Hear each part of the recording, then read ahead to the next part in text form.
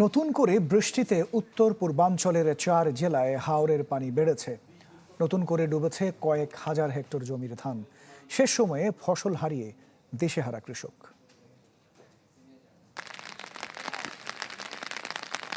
দিন দুয়েকের বিরতির পর উত্তর পূর্বাঞ্চলে ফের বৃষ্টি, বাড়ছে হাওরের পানি।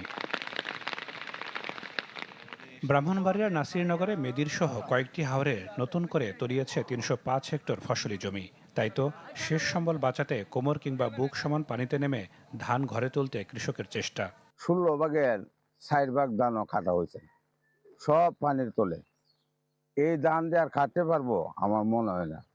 ওখানে নেমে যে আমরা ক্ষেত গেছে তলে, মনে হচ্ছে 7-8 খানি ক্ষেত করছি আমরা, গেছে 60-70 হাজার টাকা গেছে।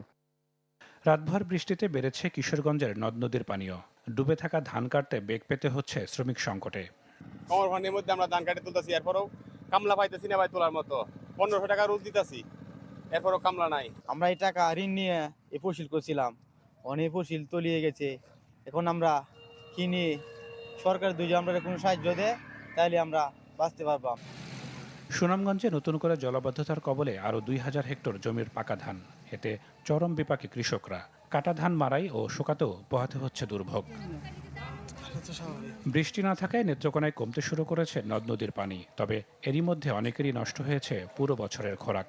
যদিও ক্ষতিগ্রস্তদের তালিকা তৈরি হচ্ছে বলে জানিয়েছে কৃষি বিভাগ। একটা মারা তো ফসি গেছে, মারা লইতে পারে না, খের ফুকাই তৈব, খের ফুকাইয়া মারা দিব, মারা আনফিট মারে, মেশিন এমনি টানে না, নরম হয়ে গেছে বীজা দান। তো ক্ষতিগ্রস্ত পরিমাণটা আমাদের কিন্তু নির্ধারণ করছে। আমরা প্রাথমিক একটা প্রতিবেদন নেই, সেই প্রতিবেদন অনুযায়ী আমরা কিন্তু লাস্টে আমরা যে ক্ষতির পরিমাণ, যেটা 100% কোথাও হতে পারে, কোনো 80% ক্ষতিগ্রস্ত হতে পারে, তারপরে আমরা জানাবো আপনাদেরকে। বৃষ্টি অব্যাহত থাকলে হাওরে ক্ষতির পরিমাণ আরও বাড়বে বলে আশঙ্কা কৃষকদের। নাদিম হোসেন, চ্যানেল 24।